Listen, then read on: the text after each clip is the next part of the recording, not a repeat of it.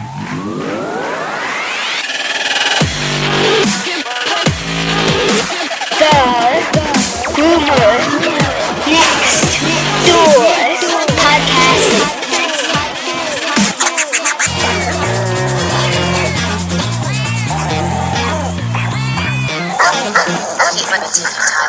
dog would kill you if he could. Muzzles off. Everybody out. It's overwhelming. Oh, this is going to be gnarly. I'm Matt Beisner. I work with dogs that other people won't work with because I see myself in them, and every day it gives me hope. When I started this whole journey, I was detoxing. I was given a second chance. I don't want this dog to be put down because I was that dog. We need to get Crafts help, and it needs to be right now. Turning this around for dangerous dogs, it's a matter of life or death. We know at the Zen Yard that dogs help other dogs come out of their shell, face their fear, and get past their aggression. I know you're scared, and we're trying to help you. Good girl. Nervousness can easily turn to fear, which can lead to aggression. We're going to see about getting out into this world together, okay? One thing that Kai's gotten away with is a lot. You don't need treats, you don't need tricks, you don't need force. You just need to change the way that you relate with your dog. Maybe I have to do something about me too. No. In this approach, we always have to change. It took a lot of effort, but it really paid off. That's it, you got your dog back. This is the first time that it's felt like we may have found a solution. It's going to open up a whole new world. I don't think there's anything more gratifying than watching dogs and people come together happy forever. Hello, pups and kittens, and welcome to another fun-filled and informative episode of the Groomer Next Door podcast. I'm your host, Chris Green. Joining us this week is a new friend that we get to learn so much about, somebody that we will be inviting into our homes for many, many years. From the new Nat Geo show, we have Matt Beisner on the podcast. We are going to learn a lot about this guy, and it is going to be a lot of fun. So, Nat Geo has this new dog training show on, and it is absolutely amazing. It's only played 2 episodes so far, but what's great is that they're on repeat, so you can catch them right now. Well, listen to the podcast. Then you can catch the show. And by that sound, Matt is about to enter the podcast studio. So with all that said and done, welcome Matt Beisner, the Buddhist monk, to the podcast. Oh, hello. Hold on a sec. Dad, we have a guest on the podcast. All right, this week on the podcast, I'm very, very honored and privileged to actually be able to sit down with this guy. You've heard of him as the Buddhist monk. You've heard of him as the Zen dog. You've heard of him in a new show on Nat Geo called Dog Impossible. But we know him and we'll learn of him as who he is, which is Matt Beisner. Thank you for being on the podcast. It is an honor and privilege, as I told you before we started, to be able to talk to you. I really appreciate that, and I also want to say to start, I appreciate the work that you and your wife are doing with the local rescue. It's just great to see people that are dog lovers, that are animal lovers, that take the next steps. So I just feel on par with you and being able to sit down and talk about all things that matter in terms of helping dogs. You know, it's such a rewarding opportunity to help these wonderful lives and be able to give them what they deserve, which is the love and affection that they give us unconditionally, and yet we really see people discard them like yesterday's trash, and that's oh gosh. So I mean, I'm gonna make it less about me on this one because you can get me started on that one forever. Okay. So I watched on YouTube. Everybody, if you go to YouTube, you can look up Matt's interview on KTTLA, and of course they reference the Buddhist monk. I loved it, and honestly, I can see it. I'll be honest with you. I see where that correlation comes into place. So, how is it that you got into dog training? Because that is a beast of its own, and it's just an interesting way to start. So how did you get into this?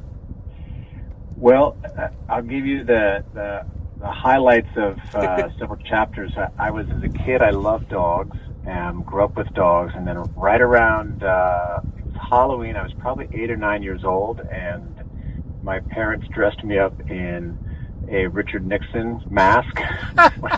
So they had an agenda, and I had the suit and tie and everything, and we went trick-or-treating, and I went to our neighbor's house, and he had a German Shepherd, and what I was told then is that if a dog wags its tail, that means it's friendly and it wants to see you. And of course, we now know that that's not the case, that there's a lot more to the nuance and subtleties of what a tail is saying. But I saw the German Shepherd wag his tail. I reached out to pet him, and he jumped and punctured me in my arm. And from that point, for the next almost 30 years, I became increasingly afraid of dogs. And as a kid, it was one thing, and I was embarrassed and ashamed to talk about it. And my parents didn't have the tools. I come from an old school farm mentality. If a dog poops in the house, you rub its nose in it.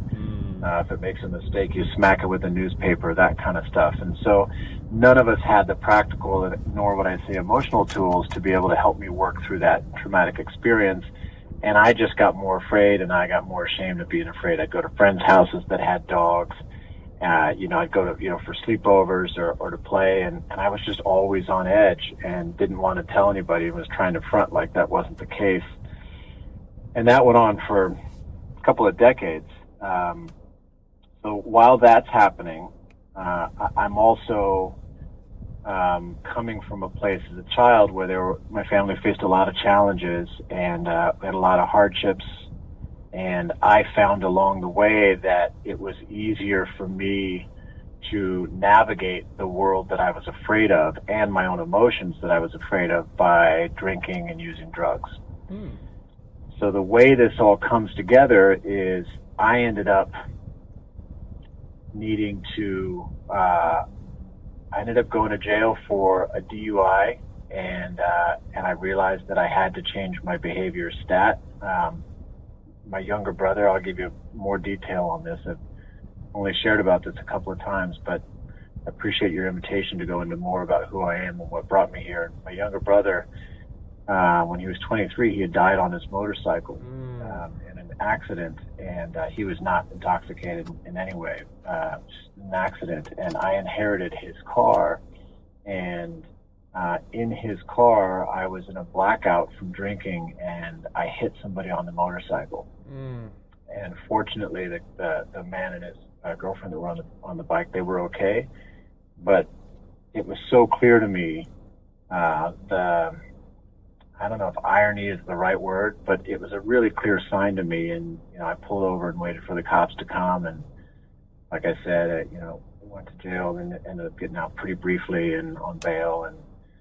And at that point, I had an opportunity to change my life, really against most of the odds. And so cut to me being a couple of months clean and sober. And I moved in with my girlfriend at the time. She had adopted a 7-month-old little street rescue black terrier named Kingston, who your listeners can see on the show Dog Impossible. Kingston's become a master socializer. Big dogs, small dogs, aggressive dogs, shy dogs. But at the time when I met Kingston, he was aggressive.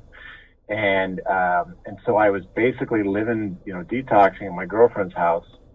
She was working. I was living off of her. And I was stuck there with this dog that would attack me at any given opportunity. And I had to figure something out. I laugh now, but it was a nightmare situation. And I just started, I'd read some things, watch some things, and I figured I'm just going to start spending time with this dog, get him out on a walk, sit with him outside, that kind of thing. What I didn't know was happening is that Kingston was helping me heal, because I was getting out of my head to be of service to somebody else. And I had just been so selfish for so long and so self-consumed for so long that wasn't really a practice that I had. But this little dog needed my help, and I needed to be able to cohabitate with this little dog. And that was the beginning of founding principle of what became the Zen Dog, which is if I make it about what a dog needs, my life is going to change for the better. So that's how that started. And then the reward for that was my girlfriend sent me more of her friends that had aggressive dogs. And then the word got out. And I think in part, I was fumbling around. I wouldn't do justice to any of the trainers that are out there today to say that I was a trainer, but that's kind of the way I was going at it. And I did have some success, and I wanted to see if I could do it. And I didn't want to say, no, I'm too afraid to do it, or that I wasn't able to. So my ego was definitely a part of it, but I would say the greater good utilized my ego to make sure that these dogs got help. And those are the beginning stages. I started off doing a lot of aversive training, a lot of dominance and commands and control and alpha rolls, choke chains and prong collars and that kind of thing. And then I moved into more positive treat-based modification and had a lot of success with that. I definitely felt better about that personally and emotionally. And then the turning point into what is now the way of the Zen dog, wherein we don't use treats, tricks, commands, fear, or force. We don't need any of that to change some of the world's most dangerous dogs. What turned that was my wife Brooklyn and I, not my then girlfriend, different woman. My wife Brooklyn and I adopted an American Staffordshire Terrier who was about 4 years old, got her from the shelter. She was just so joyful and beautiful and wiggly as they are. And I brought her home, and behaviorally she seemed to be perfect. She could have passed a canine good citizen test. But when she snapped, she actually would go to kill. And it was such an intense, lethal dichotomy that I was floored, and we were in trouble in our house. And twice she almost killed my Jindo, my alpha dog. Wow. And I ended up I was ready to quit being a trainer. I reached out to a bunch of people, a bunch of colleagues. At that point, even then, I was one of the last stops on the block in Los Angeles for dogs that are dangerous or at risk of being put down. And I reached out to my colleagues, and every person but one said, you should put her down. And I talked to one guy who had some really interesting things to say, but he was pretty heavy-handed, and I didn't want to go that route. So I was getting ready to quit, and literally quit the business. And Brooklyn said to me, maybe you're the mentor that you're looking for. And I thought, okay, I'm going to stay open and see what happens. And I bit by bit began to build a way of rehabilitating dogs that has nothing to do with training, oddly enough, and has everything to do with teaching. And I look at the day-to-day relationship because, we're looking at 15,000 years of domestication. So these dogs are dependent on us to show them how to live in this world and how to feel secure. And because we've been domesticating them, we're responsible to them for that. And I realized that underneath the sit, for example, is a dog that is anxious. So just because it knows how to sit doesn't mean that it knows how to calm itself down. But a dog that can calm itself down can make a good choice in any given situation. And that's what I focus on. The walking, the feeding, the front door, where the dog sleeps, and affection. And that's where I start. And we can change 80% of unwanted behavior just by looking at what's going on in the home. So that is a long, detailed answer, and I appreciate you giving me the space for that. And I've been doing it this way, this what I call the way of the Zen dog, again, without tricks, treats, commands, force, or fear for the last 5 or 6 years. And as the show demonstrates, we have miraculous results in a seemingly impossible amount of time. And I think some of the feedback and criticism that we're already seeing from people, in regards to the show, is that can't be real. And that's not possible. And it is, because it's happening. It's happening right now at my facility. We were talking about this before. I find that this is a vessel for everybody, especially, who are in your spot, to be able to come on and really have that opportunity to share themselves. Because again, we live in a society that's lived minute by minute, and we don't have a lot of time to really learn about the person. So I really appreciate you opening up and telling us all about yourself. And I mean, that was, and I say this from almost 300 episodes, honestly, the most remarkable story I have heard thus far. And I've heard some great ones, but that one is just amazing to see how, you know, the simplicity of it is that you were in a dark place, but you were able to, again, this life that, you know, as I said earlier, we discard, or not us because we're not the type, but people will discard as if it's just furniture, and yet this life gave you life. And I mean, we could talk about, you know, recovery and how, you know, AA works or however, or friends or family, but you know what really does seem to work, and that is the love and compassion of a furry friend. And this is proof. And that is a remarkable story. Absolutely remarkable. So I loved that you were able to share that and felt comfortable enough to share that with us, because that was just brilliant and beautiful in so many ways. Now, we've now progressed and continue on, and we kind of have this idea who you are, and I love it. And so we've been able to identify who you are and who you became as a man. And now that man has grown up and has developed into probably more than he ever thought he would. And I know that sometimes we look at our lives and go, how did I get here? But now you go from being just, you know, this remarkable man to now you're a husband and a father. Kind of take us through that transformation and what that whole moments mean to you, and what have you learned from it? Because just like a trainer, you're being taught daily on how to be these people or be this person. Yeah, I thank you for asking. It is, well, I want to say, for starters, my wife Brooklyn, our son is 3 years old, and we're actually expecting a daughter on Halloween, which is going to be spooky.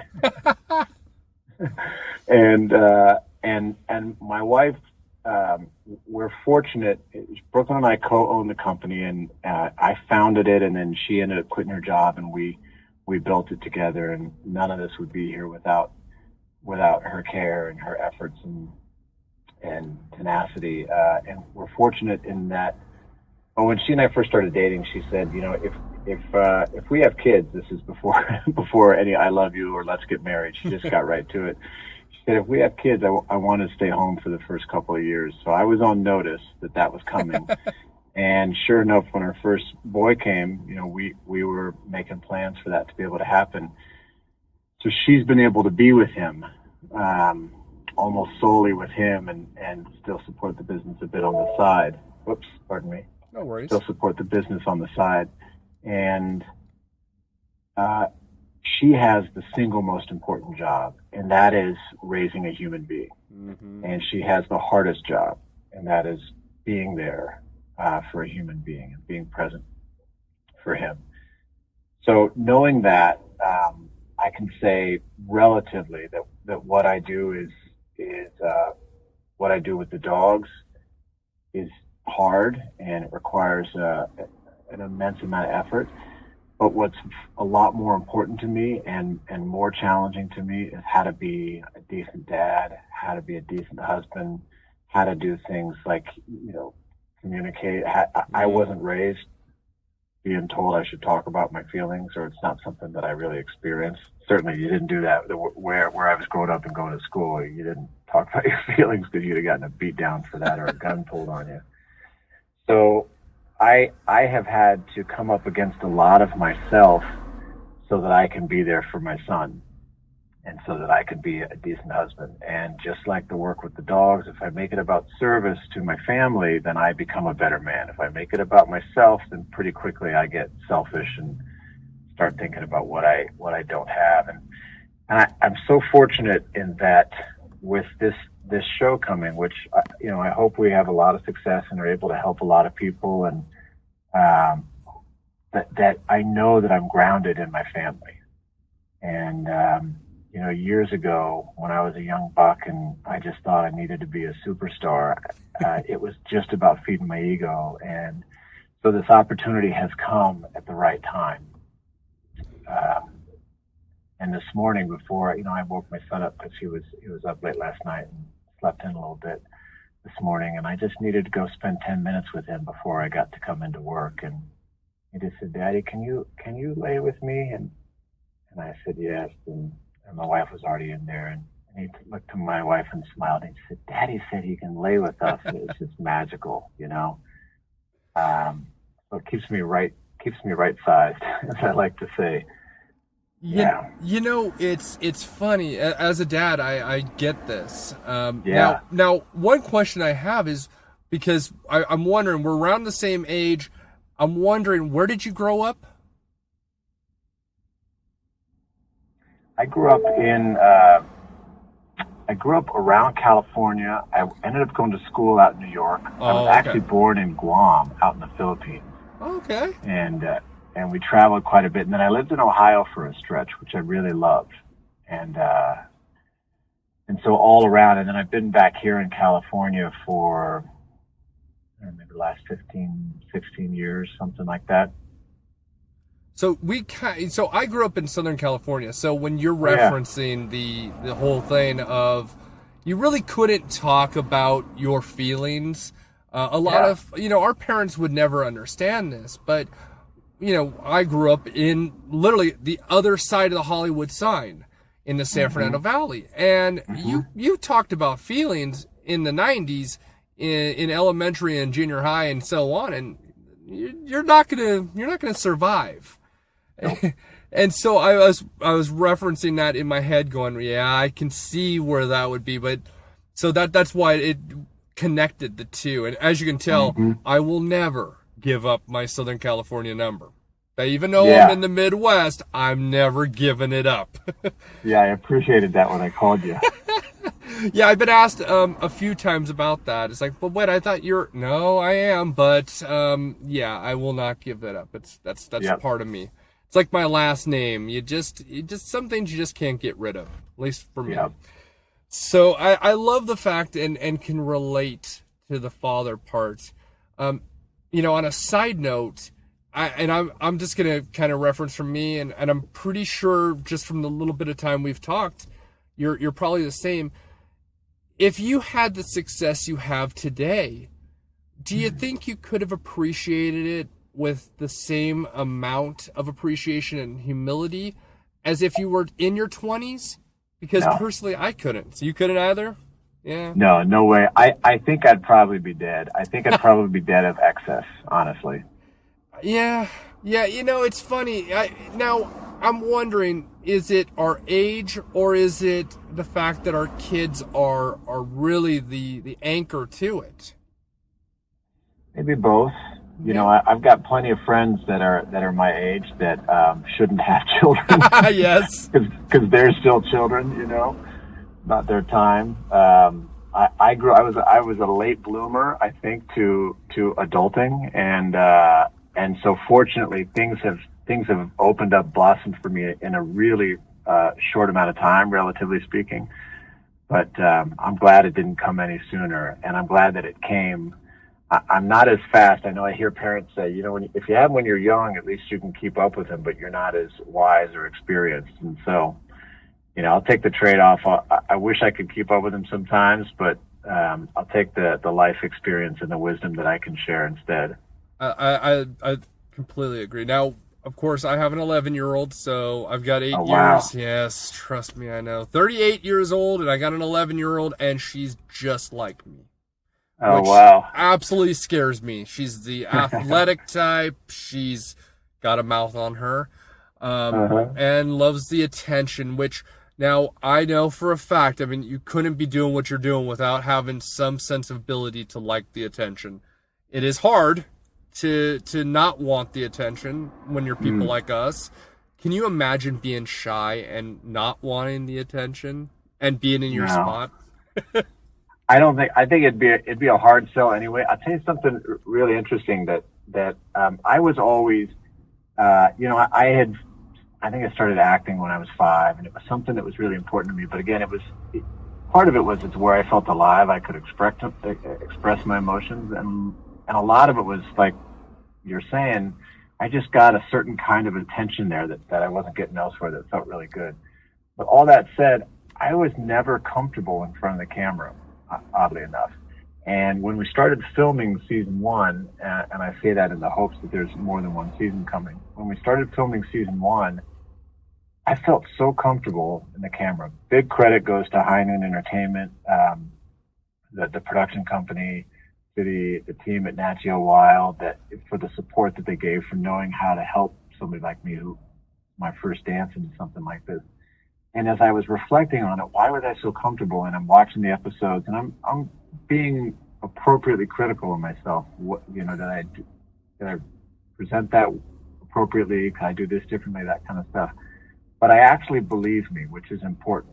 That might sound weird to some people, but I believe me because I know that what's up there is who I am, and I'm telling the truth. And the reason why I'm comfortable in front of camera now is because it's not about me. Because I'm here to be a service to the animals, and this thing that I think the Zen dog is a living, breathing entity. Mm-hmm. It's its own thing, and I think that it's trying to reach dogs worldwide to let them and the people that care for them know that there's a different way that we can go about it, and the transformation is possible. And for that, I can get in front of a camera, and so I use my words. God hasn't wasted anything. And it's all come back together.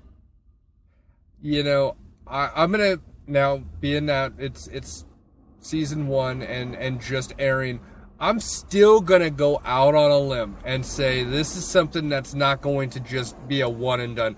I think that you will literally take over when it comes to TV dog training type things, and you are going to set the bar. And this is just from what I've seen so far. What's funny and kind of behind the scenes to things is that this is our first time to be able to talk. The closest I've had to any connection to you is watching the screeners that were sent to me. And so all I can tell is the person that is on the screen. I don't know the person. I haven't talked to the person or heard much from the person. And unfortunately, press does not always do enough time to find out who the person is, and to actually gather this conversation in this time, it's very evident to me. Oh yeah, this is something that's going to literally be everything, everywhere, and you will be the point of reference when it comes to dog training now, and it's obvious just by what I've seen so far and heard from you. Mm-hmm.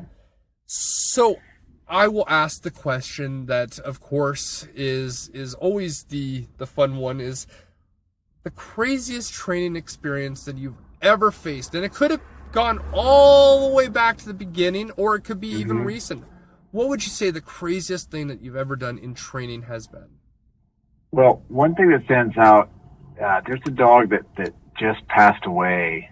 His name was Dodger. Big shout out to this big 95-pound aggressive pit bull, whose neighbors, the neighbors poisoned him. Yeah. And so when I met Dodger, I think he'd already bit the mailman. He was quarantined by law, couldn't be out of the house between 9 and 5. And the people were so lovely, and they needed help. And he was so big and sketchy and nasty. One of those dogs where everything seems calm, and then you can like something out of a horror movie, you can see it start to turn. And he ran after me, and I grabbed one of their living room chairs just to try and protect myself and to scare him off. And so I went to slam the chair on the floor, hoping to make a loud noise to spook him. And I slammed it on my toe and broke my toe, my big toe. And that was a really intense session. Didn't know the toe was broken until I got home later.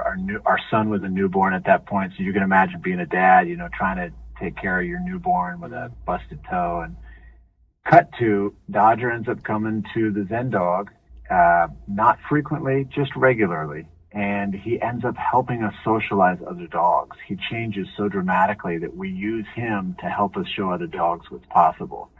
And just one of the gnarliest and most remarkable stories that I've had. And I guess it's fresh because, like I said, he passed recently.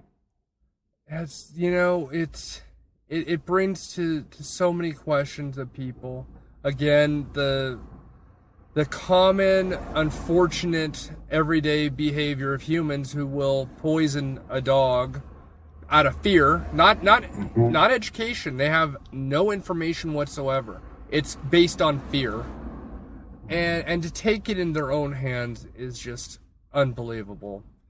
And it brings out a very good question that I had lined up, and it's something that always gets me, is the misconception about pit bulls and bully breeds. And I'm sure you have an opinion on it, and that's why I figured this would be a perfect time to ask that question. Please weigh in. Yeah, I have opinions, but they don't really matter as much as my experience. And my experience is definitively that they have a physical skill set.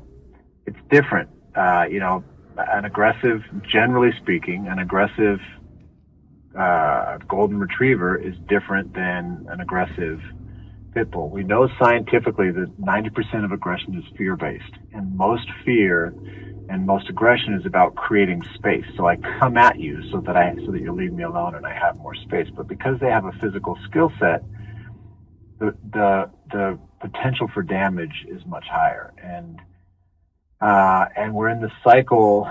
We've seen this with other breeds over the years, Rottweilers, Dobermans, German Shepherds, and so the pit bulls and the Mastiffs, their times are up right now. And fortunately, there's more conversation about it.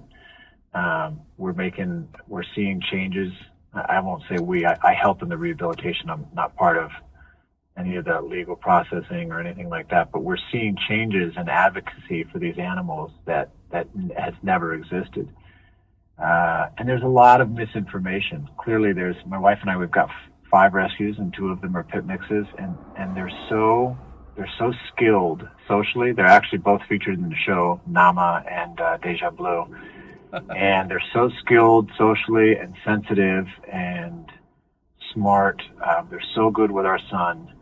And it requires a particular kind of owner because you can't get, they're so smart and sensitive and physically skilled, like I said, in terms of how they're built and what they can do, that you can't get away with things with a bully breed that you might with other dogs. And that said, I've been bit more by little dogs. Mm-hmm. Yeah. Right. Than the big ones. So there's a lot of prejudice. Out here in LA, 80% of the dogs in the shelter are Chihuahuas or pit mixes. Mm-hmm. And the least likely to get adopted is a black male pit mix. Yep. And that has a lot to do with perceptions, public perceptions, and all we can do is impact one person at a time and trust the ripple effect of that. You nailed it on the head. I find it very interesting. We have 3 American Akitas. And, oh, wow. And this, maybe some of our listeners don't. But in Europe, that is equivalent to the pit bull. There are more bites by American Akitas or even Japanese Akitas than there are of any other breed. And yet, my daughter has literally grown up with Akitas and has never been bit. We even have a pit bull and never been bit. And that tells everything, because it's really down to the pet parent. And one thing I would only add is it really is something that every new pet parent needs to know is you need to know what breed is designed for you and your abilities. Don't just jump into having a pit bull or a Doberman or even a German Shepherd if you don't have experience, because they have personalities that you have to know how to work with. I mean, you see with German Shepherds, they're scared a lot of times. Yet here's this, 80, 90-pound dog, gorgeous dog, one of my favorites, and yet they're scared, like a Chihuahua a lot of times. And that reflects a lot on the pet parent. If you're scared or you have these issues and you don't know how to, handle it, they eat that up like no other. So we've got a 5-month-old German Shepherd puppy here right now. Thankfully, the dog parents brought him to us for socialization, and he's terrified. Yeah. He's in the yard with, really skilled players, and he's just terrified. And if they don't do that, we're definitely looking at aggression from this dog down the road. Brilliant right there. That's brilliant, because that's exactly it. It's socialization. Would you say that that's almost the number one problem? And I'm not talking just in LA. That's everywhere where we don't socialize our dogs enough. Yeah, and we don't know. And I would say, too, and I've learned this along the way, so it was the same deal for me as a dog owner, a dog parent. We don't know, by and large, what healthy socialization looks like. Yeah. Dog parks can be a crapshoot. Yes. So putting a dog in a room or at a daycare with 50 other dogs and the dog doesn't get into a fight doesn't necessarily mean the dog's having a good time. It just may mean that the dog is trying to navigate that. I was at a conference and a canine scientist said to me that it took him 3 years to study 20 minutes of dog play at a dog park because the communication was so subtle and intricate. And if it took that dude 3 years to study 20 minutes, then I know that I have a lot that I need to be able to see, and I can't do that with 50 dogs. I can do it one-on-one, one-on-two, one-on-three, and then from there they build confidence, and then I can trust a larger group. But, like I said, we just don't, generally speaking, know that, and it's not how the industry is built, unfortunately.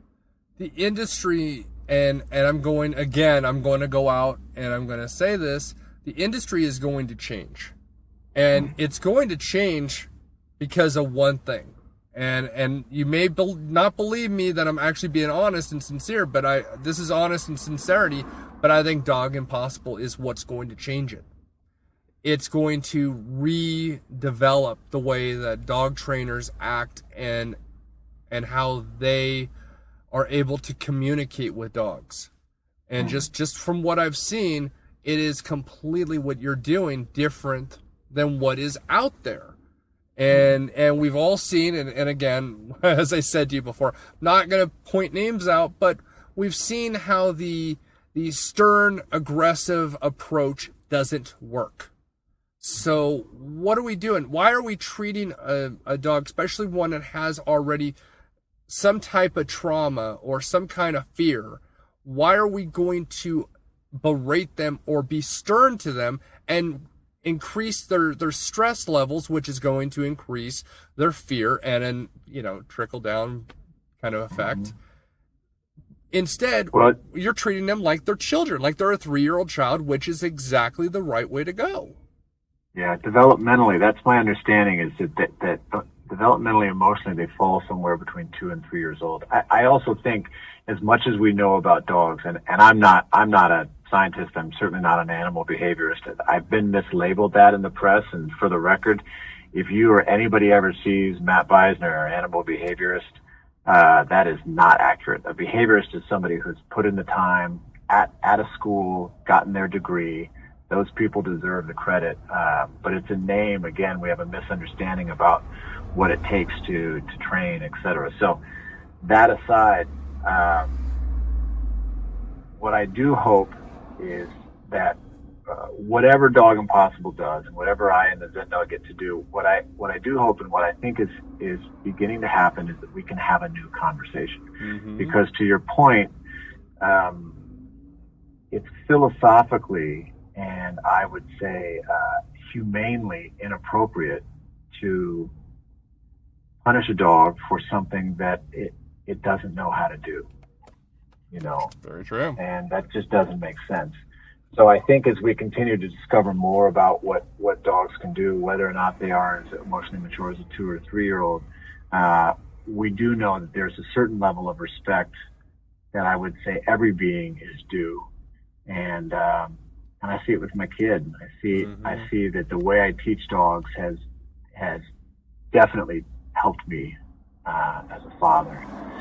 And my job, I think, my purpose here is to be part of starting a new conversation. I'm not going to finish the conversation. Other people are going to be a part of it. I don't have the answers, but I do know that there's a new way. And that's what, with the help of people like yourself and an opportunity to appear here, that's what we're doing. We're just starting to ask new questions. And what if there are no bad dogs? Yeah, it's true. It's a very good point.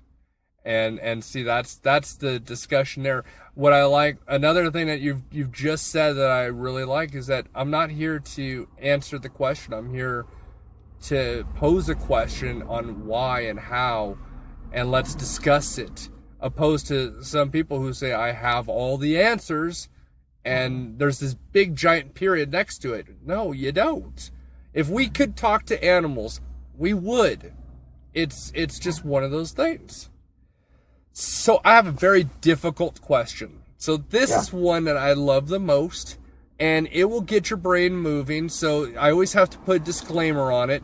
You will be, unfortunately, thinking about this question for a very long time, and you will have other answers come up in your head afterwards. So when we talk next time, you're going to say, you know what, I had other answers that I really liked. I hear this a lot. So the question is, and it's very simple, what has you up on your soapbox at this present time trying to tell everybody or warn them about these dangers? Yes. I think everybody's better off if I stay off the soapbox, but I have been given an opportunity for visibility. I've been given a very rare and powerful opportunity for visibility. And I have one purpose, and that is to change the way that we relate to dogs. That's what I do at my company. That's what my staff learns to do, and that's what we're here for. So this is just really an extension of that purpose. And what we've seen, and what I want to share deeply from a personal place, is the power of transformation. Even if somebody watches the show, they don't have dogs that are aggressive, not a problem, because we feature some of those dogs that don't have some of those issues. Even if somebody doesn't have animals, even if they don't like animals, what Dog Impossible features and what the Zen Dog understands is that there is the power of personal transformation in the simplest acts of commitment and responsibility and humility. And I'm not the Zen Dog. I'm the founder of it. Like I said, as soon as we start seeing anything like that, then we're in trouble, because it means that I've lost my purpose. I think that, honestly, your 3-year-old will keep you there in place. It will. And now having another one on the way will change the dynamics. You're much stronger of a man than I am. I have one. As you can tell, I don't think I'm going for another one. It's a lot to put my brain around. You're much better than I am and have a lot more. I mean, it explains the Buddhist monk part. It does explain that. But I see you you said the transforming, but the other part about what you do, and a lot of people don't realize this, is that Matt is putting his knowledge and experience out there, which is another sign of transparency. Right. Yeah. That is thank huge. You for that word. Yeah, that's paramount to what we do. And that's the one. That's, the transformation is great. It's a wonderful T word, but you are transparent. Mm-hmm. And that's what I think is going to be the part that elevates you above, is that one thing. Obviously over time people will get to know more about you and different things. And that's just, part of the nature. And then you'll be on TMZ a lot, and I'll be watching, laughing, going, well, he was on the podcast and radio show.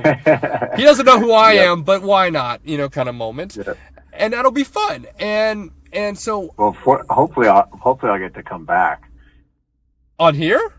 Yeah. Oh my gosh, you're welcome any day. Are you kidding? I would just talk to you about being a parent and what it was like growing up in our times. You know, we've experienced so much, and that's kind of the fun part, is that we have experienced it from the harsh side, and now it's that very soft kind of side where feelings are actually acceptable, and if you don't show feelings now, there's something wrong. So I trust me, we can go on forever, and I digress easily, and I'm already doing so.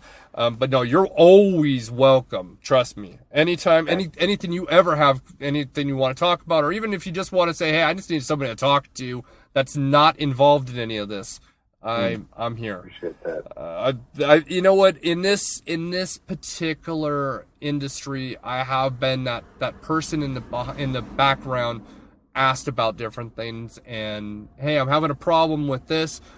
You know, I just feel like and that happens to me a lot, and I'm here for everybody, because I think what you guys are doing is just absolutely amazing, and it's daring and brave, and oh my gosh, so many things. So Thank you. Oh no, thank you. You're amazing. So we've talked a lot about the Zen dog, but we haven't covered some things that are very important, and things that honestly, they do translate into the show. And that is, you have the rules. And I love your rules, because rule number 1 is respect. That is the first part. I mean, establishing dominance used to be the way that we used to be told. That's the first rule. So wrong. You went the other way. No, respect. The second one is trust. And the third one is love. So I'm probably, like everybody else, curious, how did you come to these conclusions? And not that they're wrong, they're spot on right. But how did you get to this point? Yeah, and they're different. I came to understand that I could be in a relationship with something or someone that I loved and not respect it. Not respect it. I could be in my marriage and love my wife and not respect her, be disrespectful. So that is definitely what I've seen in my experience with dogs. And part of the challenge is that if I lead with love, which is typically how a lot of us come into this, if I lead with love, here's what I usually get. Here's what I saw in my home and what people usually tell me. I love my dog so much, but I don't totally trust it, and it doesn't respect me when I need it to. So I had to flip the paradigm. If I respect what this dog needs, I will earn its trust, and then the love is easy. And it is a counterintuitive, counter-emotional way of going about things. And for the record, I'm not a Buddhist monk. I think that doesn't do justice to Buddhist monks. But what I've seen is that I have to have enough, I don't know if the word is discipline. That's kind of a loaded word, but I have to have enough self-control, impulse control, to practice detachment with a dog, so that I don't smother it with love right out of the gate, but I actually give it time and space to show me who it is. And by seeing that, then I can start to see what this dog needs. But if I don't respect you, like just between us, if I don't respect you for what you need, or if I don't respect what you need on this podcast, then I don't get your trust, nor should I. And then the love doesn't really matter, because it's not actually practical. I think you actually proved how you got this tagline. I literally am sitting here going, no, I get it.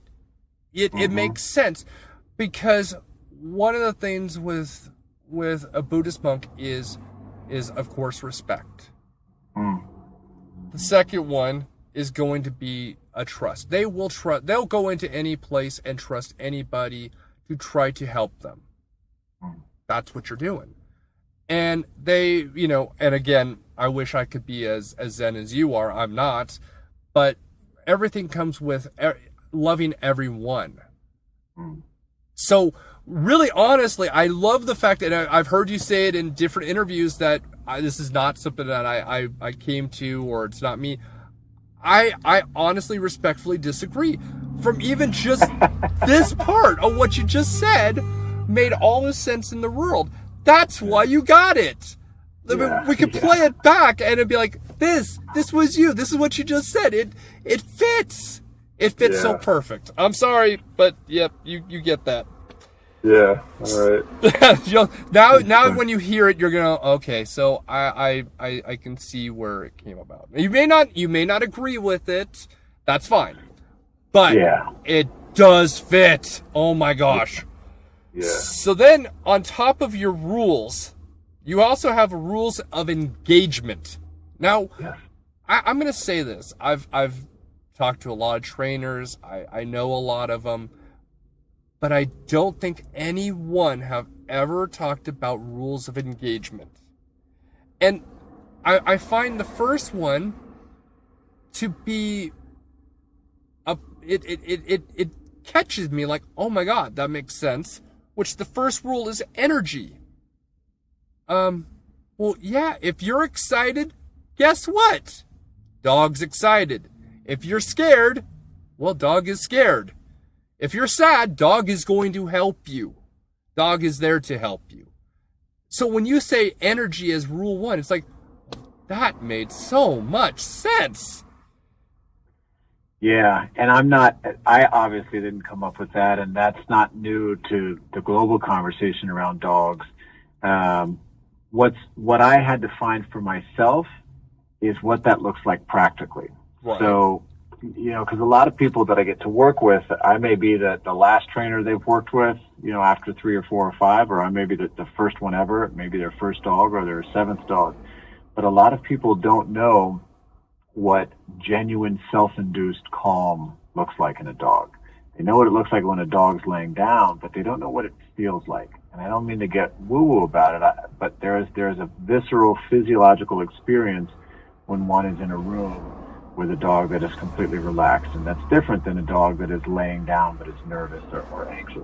So energy has to be practical because, as I said earlier, I was afraid of dogs until almost my entire adult life, and I was diagnosed anxiety disorder like 15 or 20 years ago, which I don't think would apply anymore today. But my point is that on paper, I'm not somebody who should know how to utilize energy in helping dogs face their fear. But I found a way that's practical, and if it's not practical, it's probably useless in the long game, no matter how grand the idea is.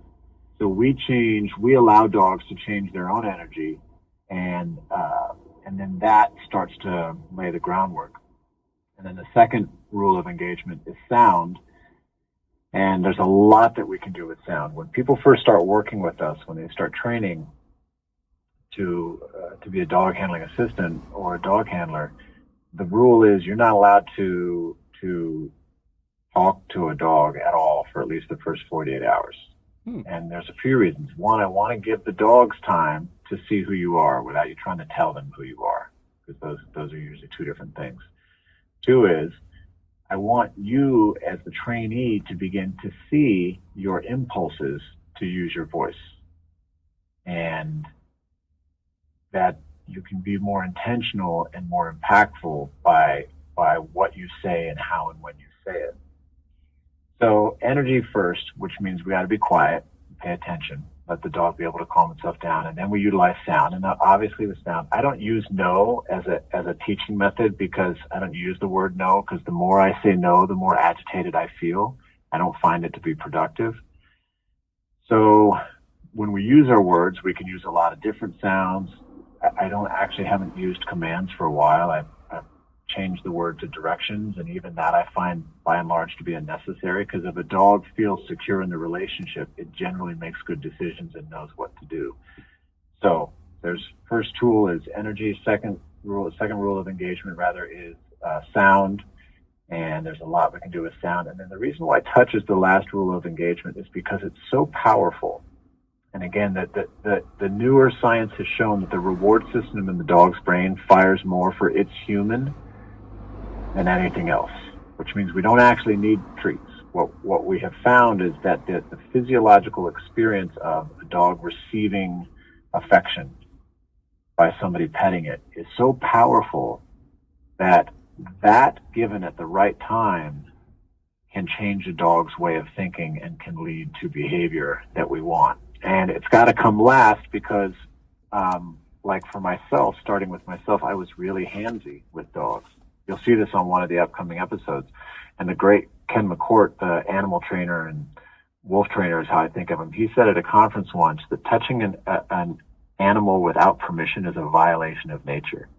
And so even in the world of really happy, friendly, positive training that I was doing, I was touching them a lot, and I wasn't allowing them to settle down, and I wasn't respecting their space, and I actually wasn't able to read them. And that's why touch is the last thing that we do here.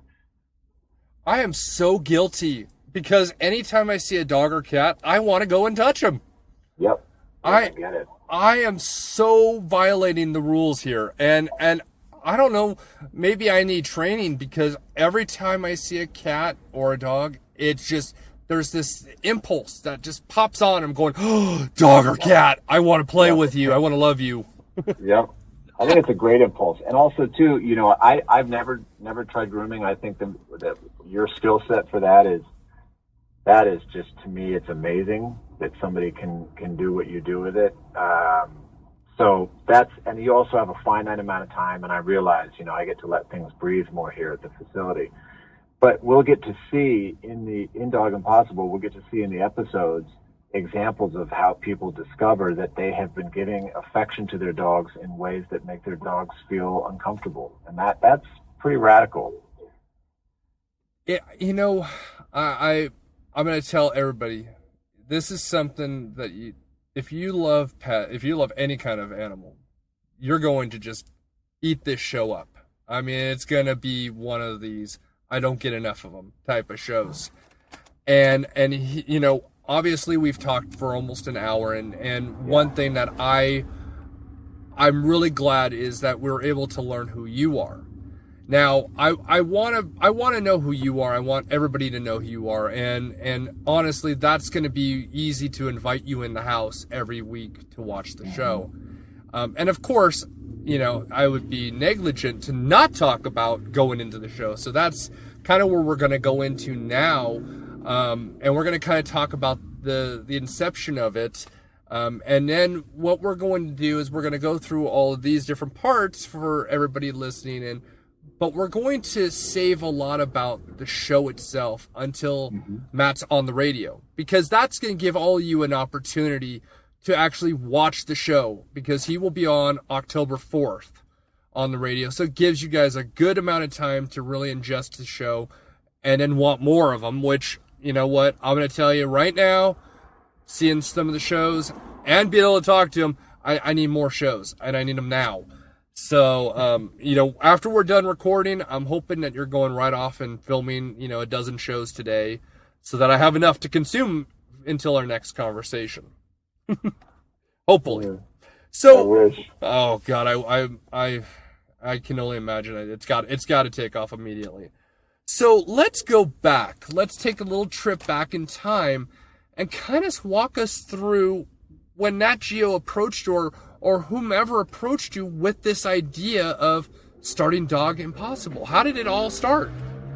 We had one of our clients is an actor, writer, director, personality named Lena Dunham, and she had been working with us. Her dog needed help, and she's got quite a public following, and she went public about us having helped her dog. We had just kept it private, as we would do with anybody. And when she went public, she sent me an email saying, I remember I was in a staff meeting, and I got an email from her saying, I just want to give you a heads up. I just talked about you on, I don't remember where it was, if it was like Jimmy Fallon show or something like that, but it was something. It got exposed. And within 2 hours, we were getting a lot of phone calls from people who were interested in doing something, or at least having a conversation about doing something. Wow.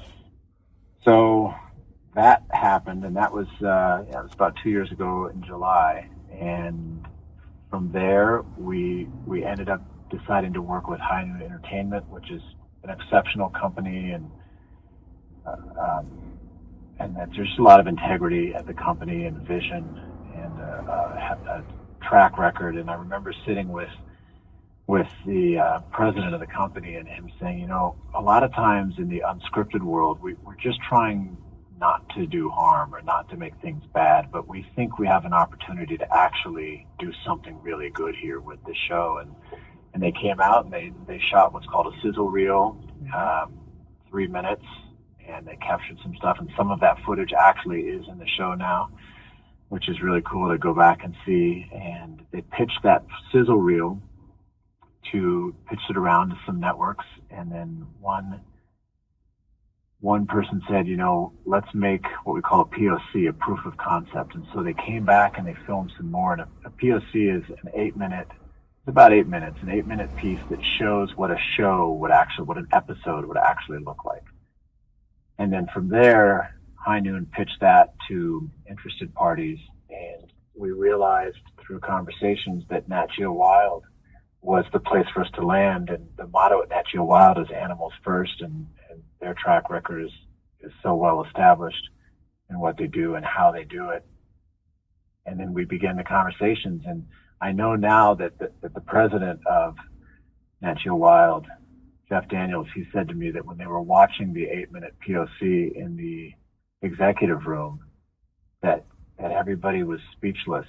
And when it was so beautifully done, I was in it. I had nothing to do with creating it. That was High Noon's work. And he said we were all watching it, and when it was over, we were silent.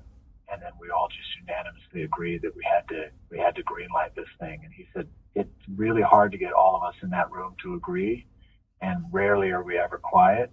And it's almost unheard of that we greenlight something without having run a pilot first to see if it tests. And they've been so strong in their support of it. And as some people may know, Disney in the last few months actually acquired Nat Geo, National Geographic, and Nat Geo Wild. And so now you can see the reach. I got an email from a buddy who's in Thailand right now who said, I saw your show last night. And that's just, that's bizarre to me, that that's how quickly and rapidly this thing has taken off. And to know that people around the world are watching you and inviting you in their homes has to just be mind-boggling. Because you didn't plan for this. I mean, it wasn't like something that you said, I'm going to go out, I'm going to be a waiter in Los Angeles, and I'm going to go to every casting I can go to until I land that role. Well, right. You know, you didn't go that way. You're like, I'm just an average person. I have you have a very interesting backstory, and this happens. So that, I mean, and it happens so quickly. So what would you say has been the most challenging part of doing this show so far? I would say that the most challenging part, I have a tremendous, from the public presentation side, from the public figure side, my personal management team here at Sternberg Management, always want to give them a shout out. The team at High Noon, the team at Nat Geo Wild. I am supported by and protected by people that are really well experienced and in this industry and have a great level of integrity. They don't need somebody like me because their track record is so successful. So the people that are here really want to be here on this thing. There's that. Having said all of that, I think the most challenging thing for me just came at the level of my company, the Zen Dog, and for Brooklyn and I. How do we continue to do our day-to-day operations? We know that we're not going to be able, I will no longer be able to go into everybody's home and help them. That time has passed, you know, as a result of what's happening. So how do we modify what we're doing so that we can carry the message? And specific to what we do here at the facility, how do we continue to care for the dogs and their humans with the level of service that is predicated on respect, trust, and love? And how do I run a business? This is the first business that I've ever owned. Not just saying, you know, I go to Vistaprint and print up 100 cards for $12 and say I'm a business owner. Like, I've taken ownership of this business, and I've needed so much help and support and made a lot of mistakes along the way. And that for me you'll see two other people that are regulars in the show: Caitlin Montgomery, who is our manager of admin, and Steph Diorio, who is our manager of dog handling. And the three of us meet regularly, and the overriding question for us from the beginning has been, how do we protect what we do with the Zen dog and stay within our integrity? And we're doing it, and we're learning it as we go. Here's just, my assumption, and I'm sure a lot of people, whether they're in the car or wherever they're at listening to this, is forming their own opinion. But honestly, from what I gather, is that you're going to transfer all of this knowledge and skill, because this is a skill that honestly not everybody's going to have. And you're going to pass it along to a lot of great people who are going to carry on this particular skill set and this way of thought. And so, you may not be 100% involved with Zen Dog, but your legacy is. So it's like you're always there. That's a really interesting choice of word, because that's something I've been looking at personally. Even before the show came along, I wanted to learn how to be a better boss and a better business owner and all the things that come with it. And then as the show started to take hold and I knew it was coming, I realized that something in me was changing, and what I wanted to be able to do was create generativity. And that is, to your point, is the thing that I'm teaching able to be taught by somebody who can teach it to somebody else.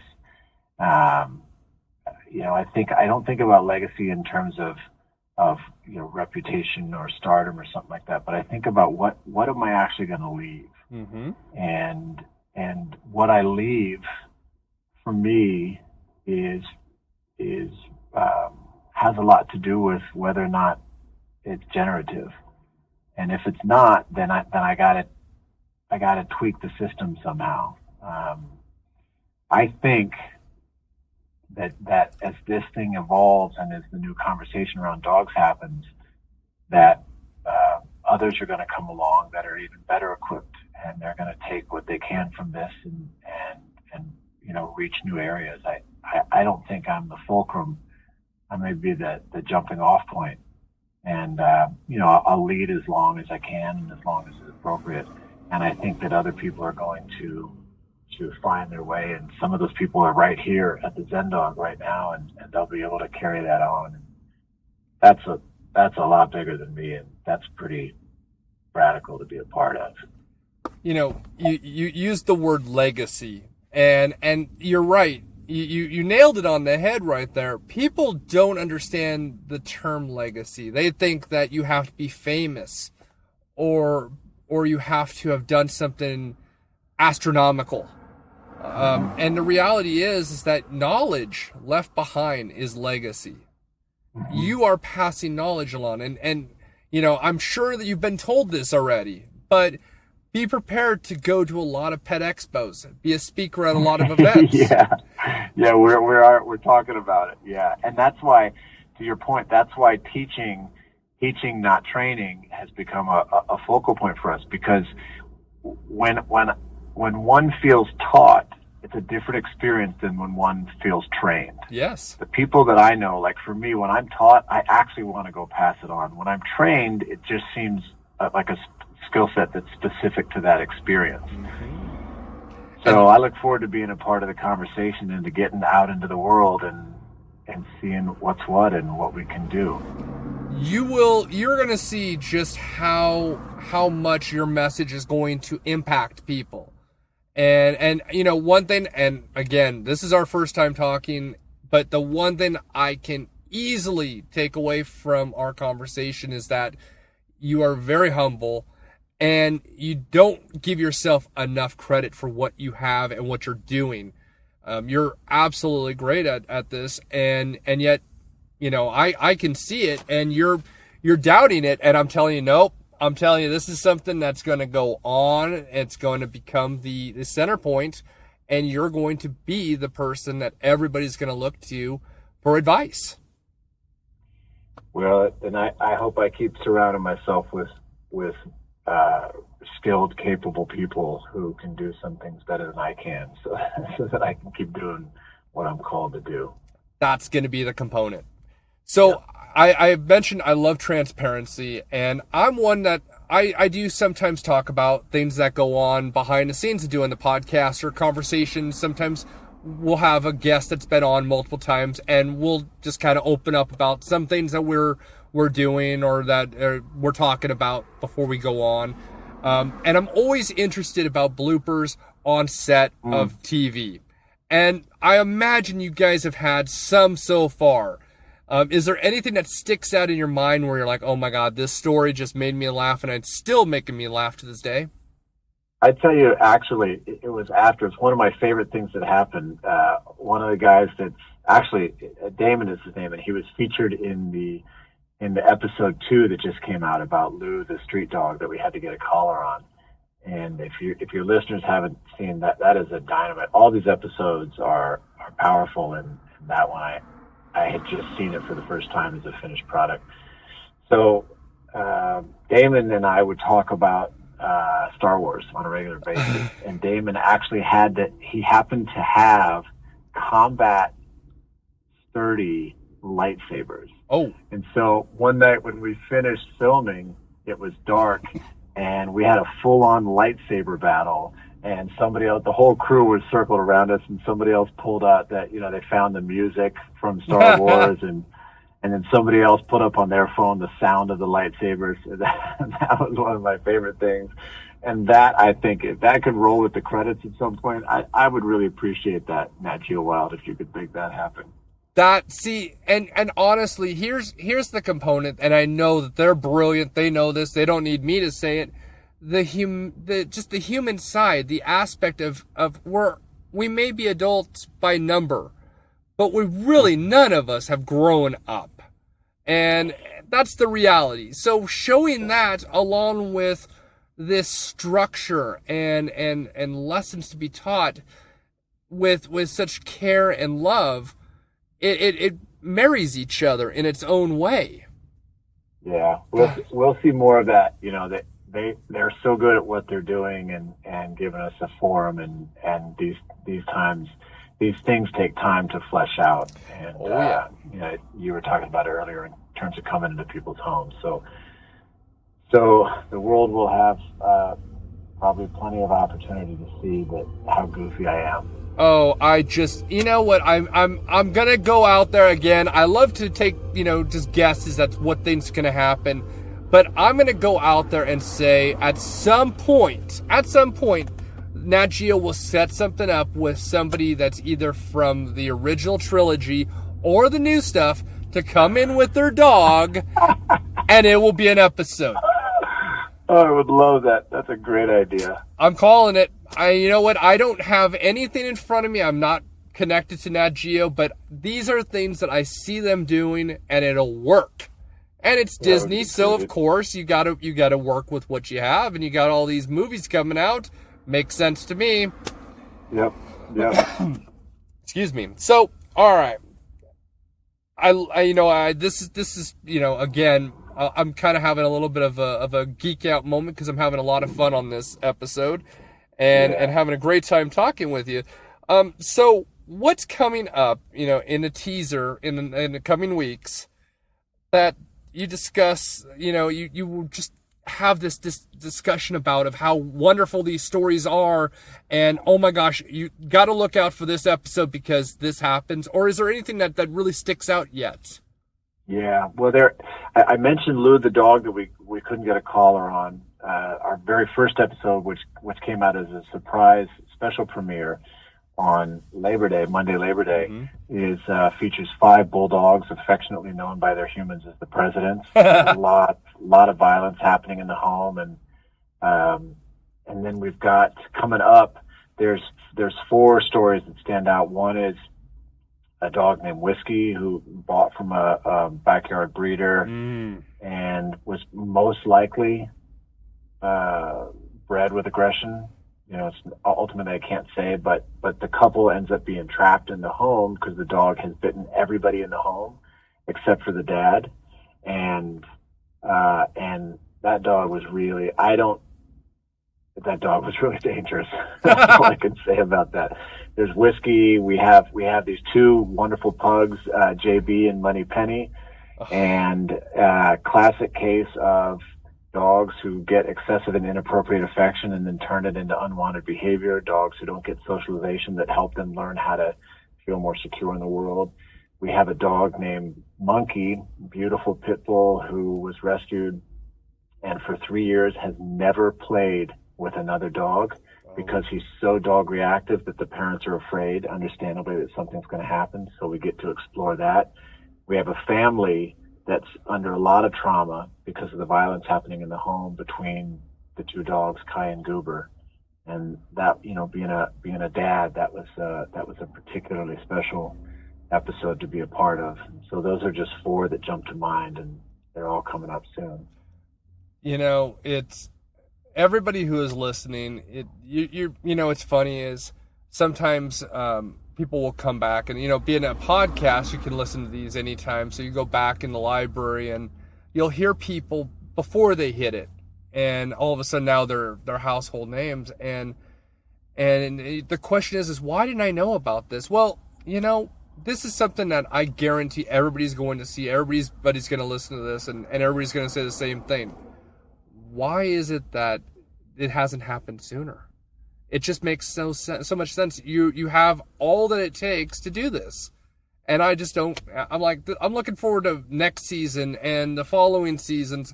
And 10 years from now, when you're going, okay, I'm a little tired of doing the show. I now know what it's like to be on a show that's running forever. I could use a break.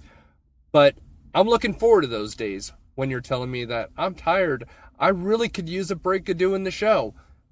Where now you're saying, I just hope we have a second season. Where I'm saying it's already done. It's over with. 2 episodes are already out. You're already guaranteed for another 5 years. Easily. And I'll talk to the president myself, if that helps. Oh, there we are. That. Yeah, sorry, I didn't know I'd accidentally muted. Oh, no worries. I was laughing and I was saying, you know, as far as you talking to the president, the people are that can make this thing go. They're so supportive, and I trust it's going to go where it needs to go. And I look forward to, you know, 10 years out or 10 seasons out saying, you know, I need a break, and that will be a quality problem to have. Yeah, you know, I always say every episode we record on this podcast has a blooper. There's always one. Yep. And I, you know what, I love them. And you know what's funny about them is that it's something that the guest and I share and we'll always laugh about to the, you know, there's been so many over the years. I told you one before we went on. There was another one where we did the interview from their bathroom.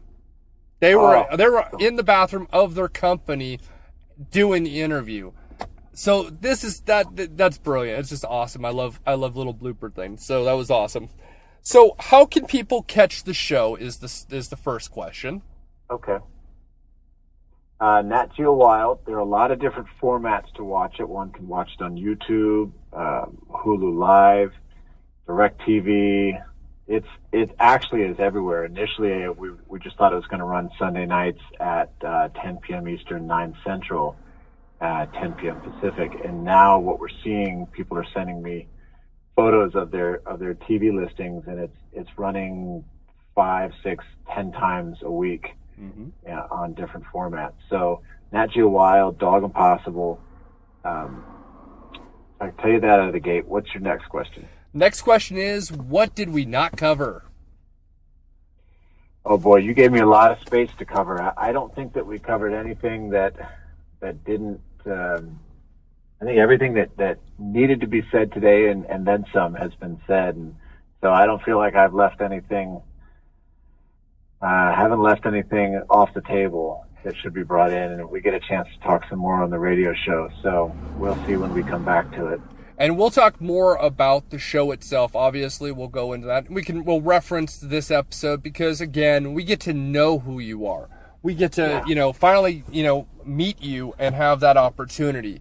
So I'm always very grateful. And one thing, like I told you before we even started, is I like to have somebody talk about who they are so that we can, understand them. And again, you're in a spot where everybody is your friend now. Everybody knows you because you are in the house. You are right here all the time. And like you said, they're going to play a lot of it. So you're going to be in the house a lot. A lot. And so, the big thing that I always want to make sure is that people get to know the person. And honestly, I didn't know 90% of the things that you told, and I very much appreciate stories and to get to know you. Because I already liked you before, but man, you're pretty darn awesome. And again, I'm sorry, you are the Buddhist monk. It's just I'll play back the tape to show how it works. I'll do my best. And I do want to say I'm coming over for dinner, America. So first I'll be in your homes, and then I'll be over for dinner. Hey, you know what? Anytime you're in the neighborhood, come on over to my place. I mean, it would just be entertaining. You would sit there and you would have 3 big American Akitas right next to you, just looking at you. It. But they would be a great thing. And there's cats, of course, and it would be fun. Yeah, it's like Disneyland, but for the house. Great. So, well, I'm Chris Green. We've had Matt Beisner on from. You can go with the Zen Dog from the Nat Geo show that is an instant hit, Dog Impossible. Or if you know him only as the Buddhist monk, which we have clearly proven that is what you are. It has been absolutely a pleasure. I'm Chris Green. He's Matt Beisner. Have a pet-tastic week. Bye-bye, everybody. Okay, gotta go in my bedtime.